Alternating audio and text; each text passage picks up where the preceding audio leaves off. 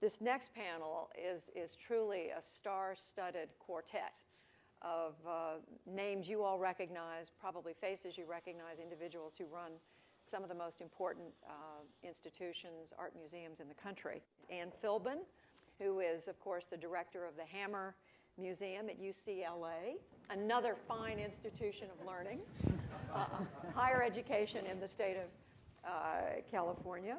Michael Govan, who is the CEO and Wallace Annenberg Director at the Los Angeles County Museum of Art. Jeffrey Deitch, who is the Director of the Museum of Contemporary Art in Los Angeles. And on the right, Thomas Campbell, who is the Director of the Metropolitan Museum of Art, or MoMA, in New York City. Met. What did I say, MoMA? I meant the Met. I'm sorry.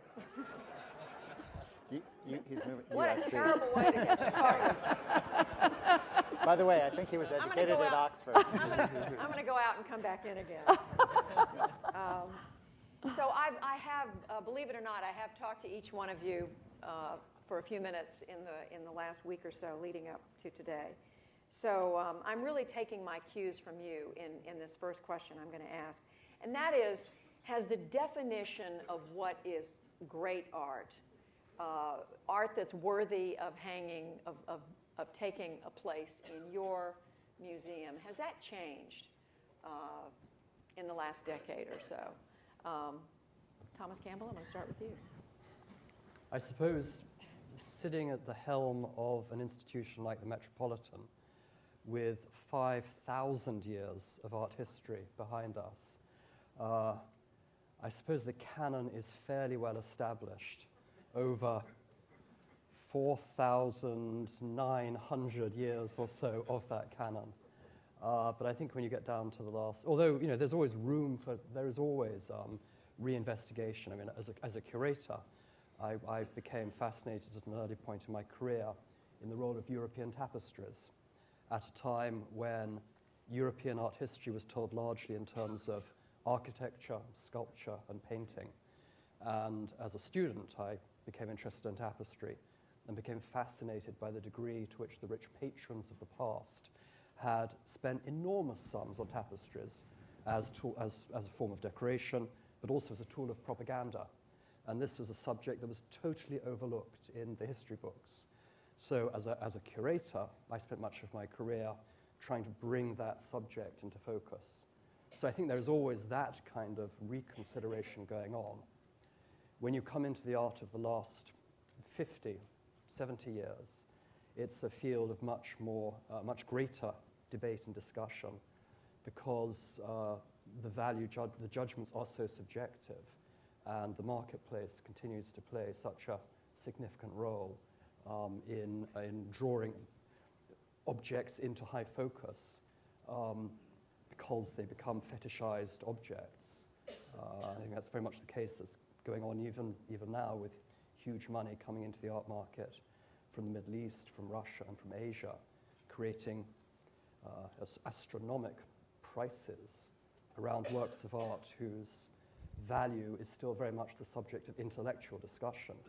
And in fact, I'm kicking this out back to maybe to the other directors who are very engaged with this kind of cutting edge of the contemporary art field. Well, what about that, Annie Philbin? I mean, is this definition of what's great art, what's important, is that constantly changing nowadays, or? One of the most gratifying parts of I think our jobs, and certainly the Hammer focuses on these things, is redefining the canon, always, and mining art history for the things that were left out, whether they were women artists or artists of color or artists that were marginalized for whatever reasons. I think that the 20th century is full of stories of people and artists that should be in the canon and aren't. So we take a very active, we consider that one of our roles, actually, as an institution. And I think going forward, as popular culture becomes more dominant in our realm, that kind of sorting through about what's considered great art, and I think we're not going to be using the word great so much anymore, and what isn't is a very lively debate. Michael Govan, how do you see it? Yeah, I think that the world's always changing and our perspective's always changing. I mean, Tom was using an example of tapestries, which were at the highest, at the pinnacle of art at one moment, and then weren't again. When one of my meetings of trustees recently, somebody said, "So when was it that painting got to be more expensive than furniture?" We're always reassessing, and I will argue that there'll be a huge reassessment of 20th century art history in terms, for example, of photography and film. That as you look from 500 years backwards, assuming we last that long given the last panel, that there'll be this different look at what our 20th century was, and I think that you have to say that media and communications through media and that art form will have an ever higher and higher standing in the history of art. And I do want to get us into that conversation. But what about this first question about the definition of what's important and what's worthy of being in your museum? The artists are always redefining what's important, what's essential as their influences. And so we follow what artists are doing, and we learn a lot about how to redefine what's important in art. And another new area is globalization. So artists coming from all these different countries with their backgrounds are going to be redefining what is considered to be our essential art historical canon. It's going to open up tremendously. It's absolutely true. I mean, the globalization, artists coming from all over the world, and we're acquiring young artists, a lot of the women, and working with photography from Iran right now, to, again, another topic. One of the negative consequences of economic sanctions is it's hard for that cultural exchange that is an exchange of ideas that is so essential, I think, to human understanding. I mean, culture is the grounds of that back and forth understanding, and in an increasingly globalized world, I can't imagine a better place to start than thinking about culture and art as a form of exchange and communication. We just did a show called Gifts of the Sultans, which was about gift giving in the Islamic courts, that's now going to Doha in the Middle East. And the point of it was to say diplomacy was always accompanied by art at a certain time. And I always find it a little sad that in our own country and now that's not as much part of diplomacy, because cultural understanding is key to even what we exist for, assuming we continue to exist. I was trying to think of a segue, and you just gave it to me. Diplomacy was always accompanied by art. But this leads us into a big conversation. What is the role of the art museum in today's society? It's a big question, Tom Campbell, but what's the role, when this is at a time we are so dominated by television, the internet, movies, the iPad, YouTube, and on, all the things that you have to be conscious of. But to what extent, how does what you do fit into that, and vice versa? Well, we live in a world almost of a cacophony. We're bombarded with information from all sides, and I think that the museums of which and the galleries of which that we lead, our role is ever more important. We're a place of reflection where people can be exposed, whether in the context of my museum, to art from all cultures, from all recorded time, to a place like Elimoka, where it's much more contemporary. But it's a place of reflection where you have time, where you're encountering real objects. You're in a space where you're encouraged to think, to engage with those objects, to perhaps think outside of your usual comfort zone. And it's a zone in which you can broaden your understanding. And in a time of kind of a shrinking world, but with all of these frictions and these tensions that we've been hearing about, we can play a key role in terms of mutual understanding, which I think is an educational role that was central to the founding visions of many of the American museums, but has perhaps been lost sight of over the last 30 years or so, as the art world has, to an extent, been the butt of, it's been somewhat vilified through the, some of the controversies associating. What's an example of what you're talking about? Well, you think of the controversies that roiled around NEA funding for certain exhibitions, the sort of the famous Mapplethorpe controversy, or more recently the controversy that surrounded the exhibition at the Brooklyn Museum, the Sensation exhibition. And I think that a lot of the media has, or some of the media has, in picking up on controversy, is it art, is it not art? Were these objects, take antiquities, were these objects looted? The fundamental educational mission of the museums has not necessarily been given as much attention as it should have done, and the role that we continue to play for our millions of visitors. Anne Philbin, do you share that view? Yes, and going back to what you were saying about place, and I really liked the way President Nikias talked about, despite the fact that he's from USC, the notion of place. And I do think that our museums fulfill a very, very important role in that sense, because no matter what's happening in cyberspace, in the digital world, people are going to have a fundamental, essential need to gather in rooms together and have that sensual experience around each other. Hot, sweaty bodies in a room will still be a necessary thing.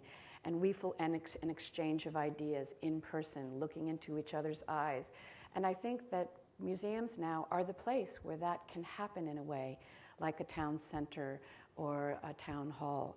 And that's the way many of us function in this society. I really think that things are changing very rapidly in terms of how people expect to be engaged in those spaces. But I really think that that's something that is absolutely essential, and somehow we're becoming, I think, more important because of it. People still want a voice of authority. I'm sorry? People still, even in this age of digital media and self-expression through the web, I think what we're seeing is that people also still want a voice of authority. Although I think that's really being questioned in our worlds too, very much so. I think that by virtue of the fact that information means power, power means, and creativity means essentially a questioning of authority. So in a way, I think in our worlds, don't you find that there's more need for interaction with our audiences? There's more need for talkback, arguing? Yeah, and the two are not mutually exclusive. Yeah. People want authority, but they want to engage with it. Yeah. How do you come at this question? The museums are more and more cultural forums. And in Los Angeles, where it is difficult for people to connect because of the distances, when we have an exciting opening at the museum, there are thousands of people because they want that experience to connect around a work of art, around an aesthetic experience. And so we have a very interesting role in our community. Also, I think that... How do you pull them in? Has that changed the way you get people to come to the museum to know what you're doing? Or is that something This is a very interesting issue, because the more traditional exhibition that is very rigorously academic and may not be that appealing to that many people that the Metropolitan Museums specializes in, will not draw the kind of crowds in Los Angeles. So we have. But if it's Alexander McQueen, so we're going to bring that up. And this is one of the most interesting things that's happened this year in art, is the immense success of the Alexander McQueen show at the Metropolitan Museum, and also the Tim Burton show that was at the Los Angeles County Museum. These were exhibitions that engaged, that went through many different layers of contemporary culture and brought lots of people to the museum. And talking about redefining the canon, well, the Alexander McQueen show, in many ways, redefined the canon of what is important art. And art is not necessarily something that is just in contemporary art, painting and sculpture. It can be art in the form of fashion design that reaches people in that way. That was all opening up. Yeah, I mean, I think what we've all agreed on is that museums they're a great place as a civic forum, as a cultural forum, place to exchange ideas, and they're beautiful physical space. I would argue in Southern California, those gatherings can happen outdoors, and not just inside and in rooms, and museums are taking advantage of that. We've redesigned our whole campus to be indoor-outdoor for that reason, and I don't think we're going to be displaced by the media world. I think we have to chronicle the media world and get engaged in the world of media, but I think one of my trustees again questioned, well, we're spending all this money on these new giant artworks. Isn't the museum going to be made obsolete by YouTube? And I said, well, you still need a place to take your picture to post it on Facebook.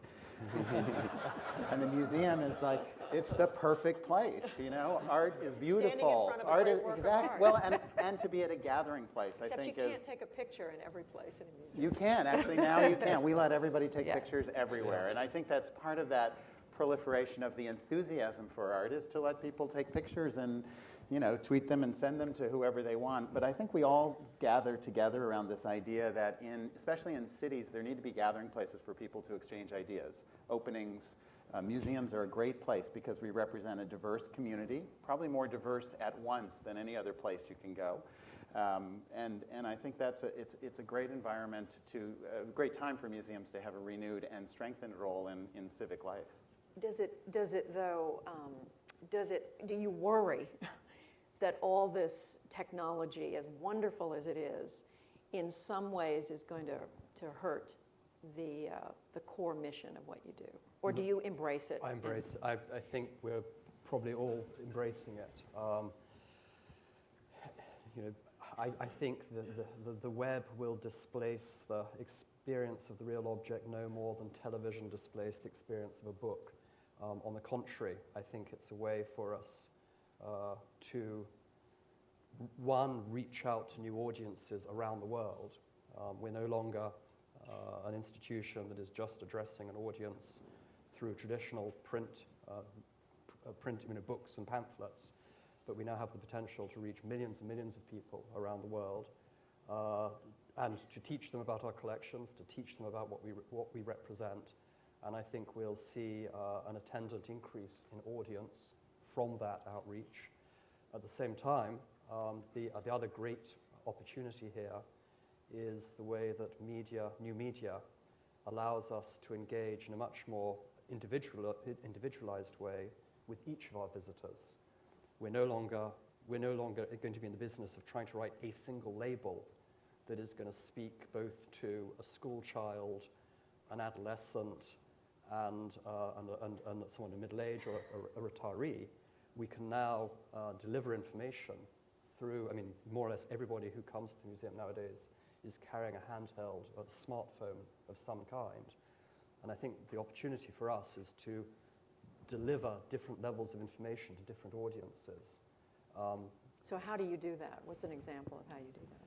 Well, we're all involved in this huge effort of getting collections information online. We've had, at the Met, 141 years, of which 125 years, 130 years or so, have been a process of getting information onto catalogue cards, into books, into pamphlets, and photographs. And now we're going through the huge process of trying to get all of that information into digital form, and to figure out how to deliver it through our website, through apps, through other techniques. But my goal is that from the internet to the museum, back to the internet, becomes a seamless experience where our visitors can access information that is customized to their level of interest, to their level of knowledge. And I think that's something that we will do in the next 5 years. But the other big component of this is how then to do it in 8 to 10 key languages, so that we also address a global audience that I don't have the key for yet. That's a huge undertaking to get everything digitized and to make it accessible to every age group, language, or, as you say, key languages. Absolutely. Luckily we don't have the task that he has. with the size of that collection. But just in terms of how information is shared, we have a very active series of public programs. 6 nights a week we have something going on in our theater, which seats 300 people. But each month, tens of thousands of people get online from around the world, literally, and we can track where they come from to watch our podcasts of our public conversations. That is astounding to me, absolutely astounding. And we can track them from Nigeria, from all over the world. And literally, it's like 30,000 people a month get online at our website. So things like that are just absolutely changing the world. It's very much, I think, something that is, the digital revolution is changing us in terms of, again, how we dialogue with the people who come to our museums and what they have to say about what they're seeing. So now it's, the American idolization of the world. People want to have something to say about everything. And it's not, and they want to judge, and they're not so sure that they trust the experts. And so the notion of expertise is a really interesting thing that's being challenged in this process, I think. Which you were telling me about, people come into the museum and they don't necessarily think, they don't agree with how you've arranged. Yeah. Something. So they let us know. I mean,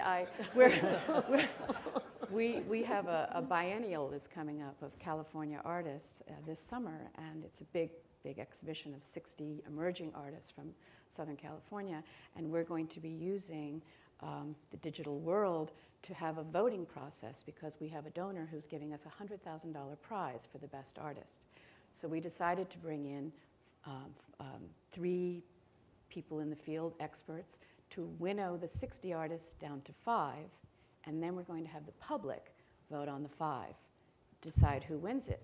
So I told this to a friend of mine who's a senior executive at Facebook, and he went, "Why are you having the experts winnow it down to 5?" and I thought, because they're experts? And it just doesn't mean anything anymore. So is it, this may be the wrong question, Jeffrey Deitch, but is it more important to bring that experience into the museum to get more people to come to what you've done and what you've put together, or is it more important to push it out and make sure it reaches as many people out there as possible? Well, we're now doing both, particularly museums in central places like New York City, Los Angeles, their communication centers. So at MoCA, we're very excited about the new YouTube channel that we are starting. We got a substantial investment from Google, and we are going to try to create the art network on YouTube. And it's very open, so it doesn't just belong to MoCA. It is open to the whole world of contemporary art. And so just we will... Contemporary art? That's how we're going to start. If you want, how far back does All art was once contemporary. Happy to expand it in your direction. So what's so interesting about the way YouTube works is, yes, we can put out a program on what we're doing at the museum, but then anyone in the world can then post something to our editorial office with their commentary, with their additions, and this is going to be the challenge for our editorial department to try to present what we do and then bring it back. So I'm very, very excited about this. So this is a good example of how the role of the museum can expand. I can tell you from the news business where we've tried to do the same thing, to have people comment, and they are commenting mightily on what we do, that it is an ongoing challenge. It's an interesting educational process to process everything people say and to try to incorporate it indeed. How do you see this question of bring them in or get yourself out there or both? I think, yes, everybody's commenting, but they're also, my view is let the public do our work for us. As we've doubled our attendance in recent years, we've cut our advertising budgets because we're letting the public get the word out through social media. And I think we've put out every image we have the rights to as fast as we can, free to the public, so they can make publications and T-shirts and spread the word. And so does that make them want to come into the I museum? think absolutely. It always does. That fallacy that if something's on digital media, nobody's going to buy. If there's an e-book, nobody's going to buy the book. We're actually putting out all our books in e-books, and it's not hurting book sales. I think it's just a growing world, and I think you add media, and the object always has a special power, partly because you witness it with other people, because it has this physical presence we're talking about, and because it's a gathering place to share those comments for real. So I actually don't see any real negatives. I see mostly positives to that world. Mostly positives. But we mustn't lose sight also of our responsibility to invest in scholarship.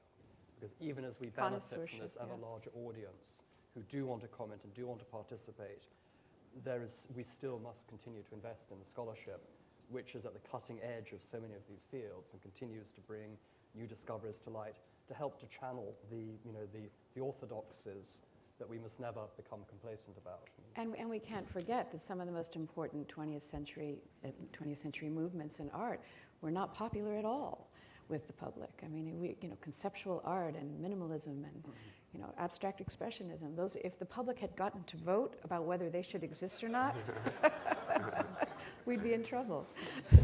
By the same token, that avant-garde is always that kind of turning, rejecting one tradition in favor of another, and I think we should always be never afraid of that possibility, right? Because if experts are experts, they just need to compete now in a larger field of opinion. They have to be ahead of them and the game. Presumably they will be, and that's how they'll stay ahead. And there's no ability to hide or to protect information anymore. You have to be out there speaking now in a way that I think you weren't before. You could just hold on to the institution as protection. Correct. And I think in that sense, it's a great new world. One of you, well, actually, several of you in different ways talked about, and you mentioned this, Tom Campbell, in speaking about investing in scholarship, I think was the term.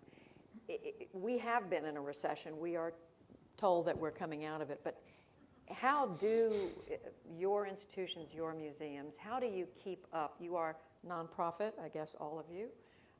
How do you keep up with the demand to do all these things you've been describing, which cost money, in an environment when resources are scarce? Wallace Annenberg. Wallace, That's exactly it. Counting on it. In contrast to so many of our European peer institutions, which receive essentially dependent on government funding, the institutions for which we're responsible have essentially been created through the generosity of private individuals. I mean, when the Met was created in 1870, it didn't own a single work of art. And if you analyze the growth of its collections over the subsequent 141 years, we bought some things. We perhaps bought 15, 20% of our collections, but essentially 80% of our collections and the vast majority of the funding that has sustained our mission has come from visionary individuals like the Annenbergs.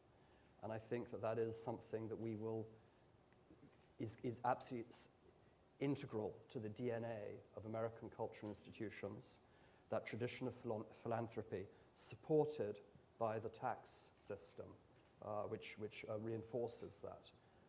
And it's a chemistry, which of course as we look at discussion about tax reform, exactly. And we look at the role that we play in American culture, it's something that we hope to, obviously it's a very complex issue, but we hope we can sustain the incentive that is so important to encouraging the millions of individuals who do support cultural institutions and museums across America to continue to do so. I'm glad you raised that, because the charitable deduction is very much a part of the conversation on tax reform, which is just getting started. We all expect it to continue going into the next, once we know who the next president's going to be and even beyond. We seem to keep having these discussions about tax reform. What about this question of funds, Jeffrey Deitch? I think you were telling me that when you ran your own gallery, you had one set of rules, and then, at the museum, by necessity, things have changed. Right. The museum is no longer isolated from the commercial world, and we are often offering ourselves as platforms for creative advertisers. So this creates a lot of opportunities, but a lot of issues as well. But what I'd like to emphasize is the role of the art museum and of the research sector in art as a tremendous economic engine. And now we're very aware of the success of companies like Apple, of how design and a kind of artistic vision connected with technology have created this success. And it actually goes back. You think of the design, the products, the graphics of IBM, other successful companies.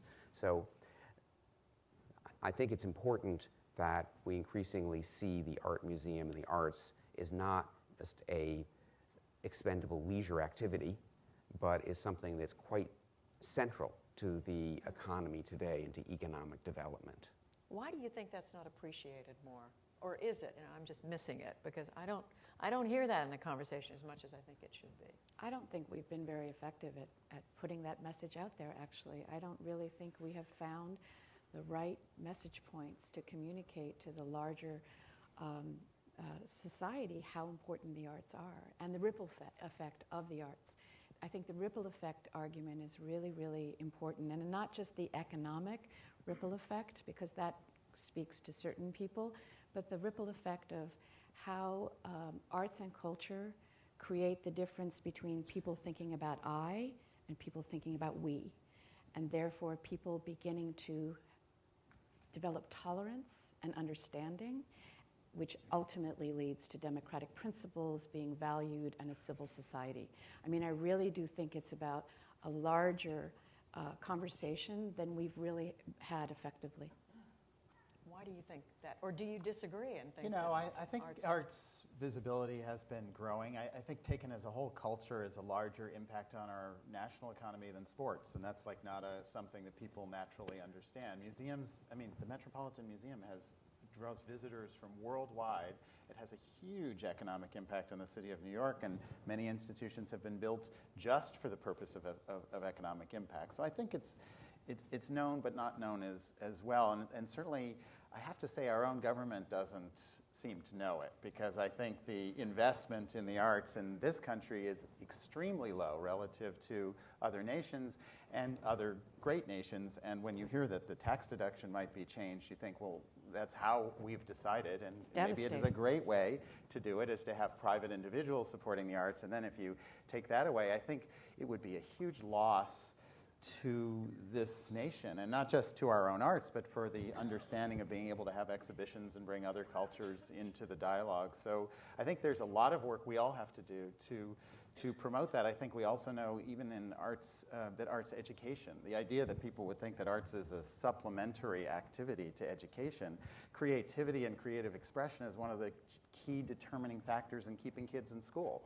Like, if you can express yourself and indulge that. I just saw a very interesting documentary on the history of hip-hop and rap, and these rappers said that rap began when the funding in the public schools for music was taken away, and that basically they had to find an outlet to create their own music.